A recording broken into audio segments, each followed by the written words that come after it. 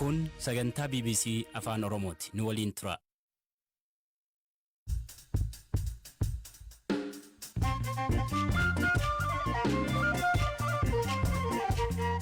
Yooyyaa malee yooyyaa dhaggeeffattoota raadiyoo BBC afaan oromoo nu dhiyaadha. Bakka nu dhaggeeffachuu jirtan cufaatti sagantaan keenya am jalqaba.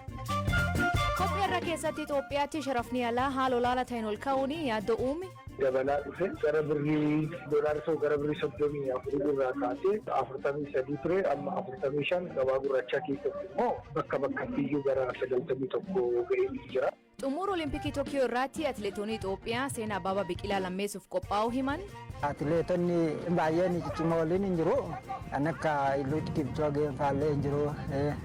Akkasumallee ka'ee jedhee gaafadhe.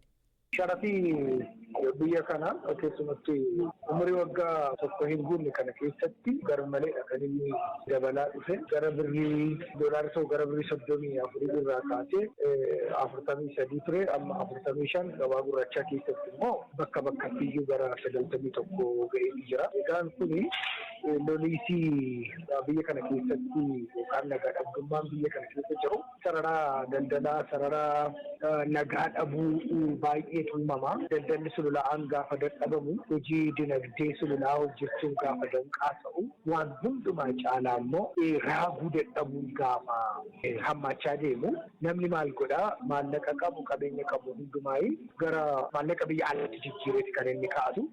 Kanaaf panic buying isa jennutu jira jechaadha.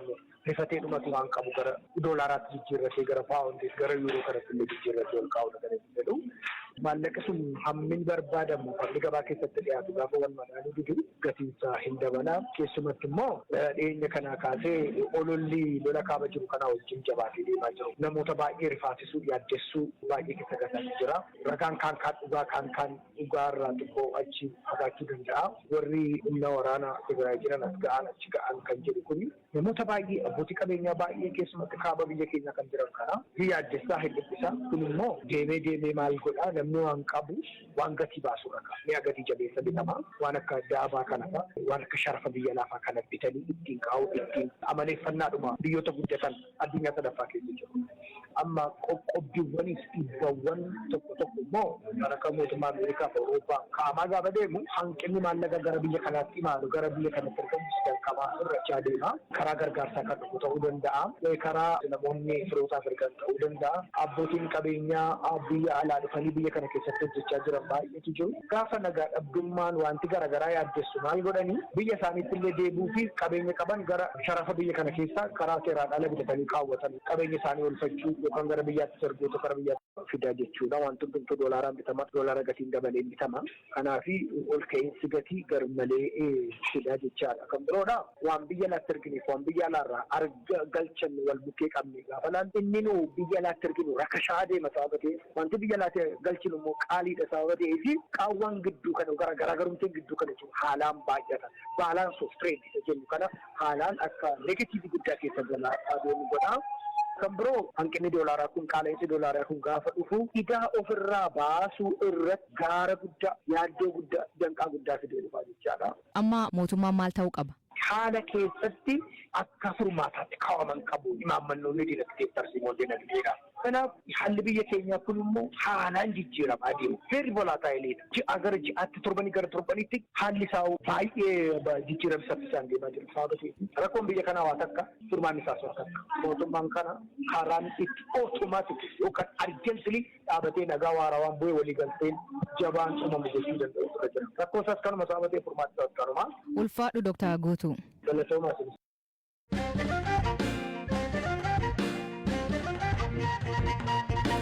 Humni finciltoota Tigraay magaalaa Libeelaa to'attee raayyaa ittisa biyyaa fi humna naannoo Amaaraan rukutamaa jiraachuu mootummaa naannoo Amaaraa ibse. Ameerikaanii humnooti Tigraay hambaa addunyaa magaalaa Libeelaa jiruu fi eegumsi gochuu qabanii jette. Magaalli seena qabeessa Laalibeelaan kan UNESCO jalaatti galmaa'ee kalee guyyaa humnoota Tigraayin qabamte. Beekaa Toomaa gabaas qaba.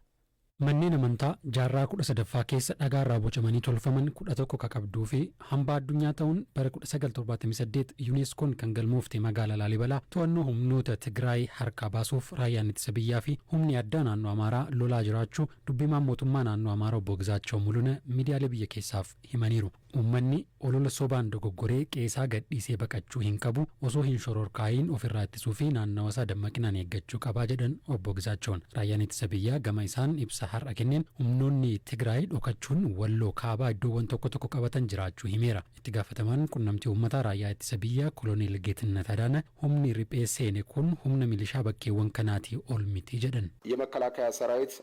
Raayyaan ittisa biyyaa bakka hin jirre yookiin yeroo faphateera jedhee bakkeewwan yaadee akka Takulash, Kulmask, Mujjaa, Dilbii fi Gaashanaa humni diinaa riphee seenee jira. Kunis adda waraanaa waldiyaa qobboo irratti dhiibbaa uumuuf jedhamee kan raawwatame yoo ta'u, humni riphee seene kun humna uummata naannichaa milishaa fi humna adda Amaaraan ol miti.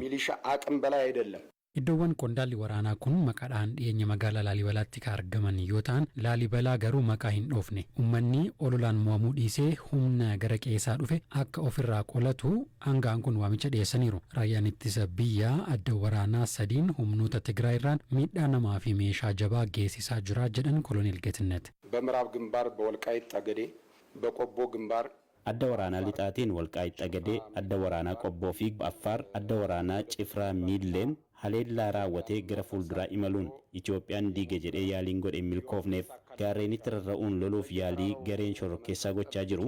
Raayyaan ittisaa dhaabbii ittisaa qabachuun miidhaa guddaa irraan gahaa jira. Gama Affaariin warri Affaar raayyaa ittisaaf poolisii federaalaa waliin ta'uun qabsoo cimaa gochaa jiru. Miidhaan namaa fi meeshaa diinarra gahee olaanaa ta'uu qofa osoo hin taane abjuusaa warri Affaar jalaa fashalsanii jiru. መሆኑ ብቻ ሳይሆን ህልሙን አፋሮች አምክነውበታል።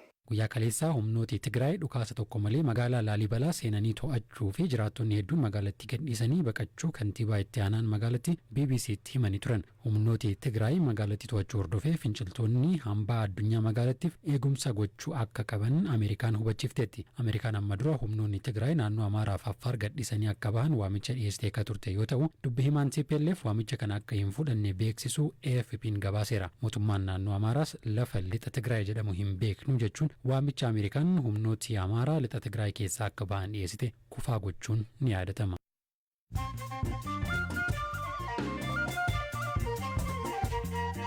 Dhaggeeffattootni dhaam oduu gaggabaaboo addunyaa isaanii dhiyeessaa jalqabaanii mani murtii falmii Lamroot Kamaalii fi abbaa alangaa waliigala federaalaa jidduu jiru irratti murtii kennuu fi beellam bira kenne. Lamroot namoota jecha Weellisaa Caaluu Hundeessan shakaman keessa tokko taate mani murtii olaanaa federaalaa bilisaan gadhiise garuu oliyyannoo abbaa alangaan man hidhaa jirti. Atileetiin Keenyaa Faith Kipyegon rekoordii dorgommii Olimpikii fiigicha meetira 1500 haara galmeessuun warqee injifatte. Kipyegon rekoordii duraanii atileetiin Roomaaniyaa Paawulaa Ivan Keetee cabsite. Atileet Sifaan Haasan kan meetira 1500 warqee argate dorgommii kanarraatti medaalii nahaasaa injifatte. Naannoo Afariitti humnoonni TPLF horsiisee bultoota qe'ee isaanii irra buqqaanii buufata hospitaalaa jiraataa turan irratti haleellaa raawwachuun namoota 240 ijjeessuu waajjirri kominikeeshinii naannichaa ibse. Namoonni kunneen daa'imman 707, dubartoota 89 fi jaarolee 44 ta'uu himan. TPLF dhimma kanarratti deebii hin kennin. Afgaanistaanitti magaal guddichi naannoo Nimroos Zaranj jedhamu har'a waaree booda Talibaan to'achuu himan.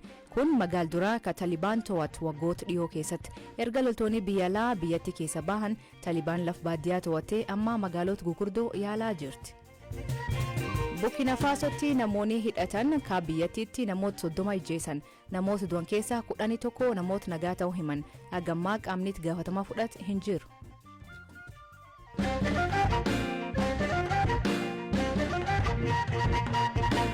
Olimpikiin Tokiyoo ka torbe lamaan dura eegalee dilbaat kana xumuramuuf deema. Fiigichi meetira 10,000 ka dubartoota borfii gamirraatti morkiin atileetii Itoophiyaa Latasambat Gidaayii fi atileetiin Neezerlaandis Sifaan Haasan hawwii guddaan eegama. Latasambat Gidaayii fi Sifaan Haasan waltajjii guddicha addunyaa Olimpikii irratti kanaan dura wal arganiin beekan. Olimpikii jairraatti ka hirmaatanii fi Latasambat olaantummaan kan leenjisan Komanda Hussein Shiboo Sifaan morkattuu cimtuu akka taate ibsa. Ammayyuu taanatu dubbisa. Tokko muuxannoon isiin qabdus olaanaadhaan dandeettiin yeroo ammaa kan qabdu deebis immoo xumurattillee ispiidii kan jennu ka san irrattis wal caalu beektaa. Isa kana irrattillee amma Latasambat godhuun kan isarra jiru akka taakkisiitti marsaa cimsitee itti deemtee isii ofirraa yoo kutin wal qabatanii dhufanii marsaan tokko lama yoo hafu waliin geenyaan xinnoo rakkisuu dandeessi kan jedhu shakkii qaba. Kanaafi finishingii irratti saffisa dabaluudhaan siifantu wayyoo qabaadha. Kanaaf isin akka isheen injifattuudhaaf latta sanbatu jechuu kiyyaa wanni addatti xiyyeeffattanii irratti tireeningii gootan ni jira. Marsaa cimtee itti deemudha maqaa isheedhaan marsaa booda kanaaf irratti itti cimsitee marsaa cimsaa yoo itti deemte itti saffisaa yoo deemte ofirraa kutuu dandeessi yoo ofirraa kutuu kan dandeenye xinnoo rakkisa jedhuun sodaa qabna. Siifa nama dorgommii 3 dorgomuu yaaddeetti olompikii kana irratti kun tarii dorgommii 10,000 irratti ishee dadhabsuu hin danda'u isin akka leenjisaa tokkotti waan akkasii kana tilmaamuu dandeessu. Kunis inni jira kan namni egaa bobaadhaan miti kan deemu dandeettiidhaan waan ta'eef namni amma wal dorgommii kan duraa 5,000 odoo fixin hedduudhaan immoo 5,500 gulaalli jira achiin booda immoo 5,500 xumurteeti kan gara 10,000 dhuftu wanti akkasiitis seenaa atileetiksii keessatti namni fiigicha dheeraa wal dorgommii 3 fiigee amma seenuma addunyaa irratti hin jiru. Kun waan ajaa'ibaa tokko waan akka taatee haaraa tokkotti kun waan ajaa'ibaati yoo kan danda'amu taate 2 fiigdee sadaffatti 10,000 irratti dhufuu dhiisiti 2 lafa ho'aa sana irratti wal dorgommii 2 godhuun baay'ee ulfaataadha. Dandeettiin maal isiitu 2 fiigdee sadaffaa irratti wal dorgommii sadaffaa irratti baay'eetti cimaa kan jedhuun shakkii qaba. Qilleensi Tookiyoo ho'aadha. Tarii atileetonnis leenjistan kanaaf qophiidha.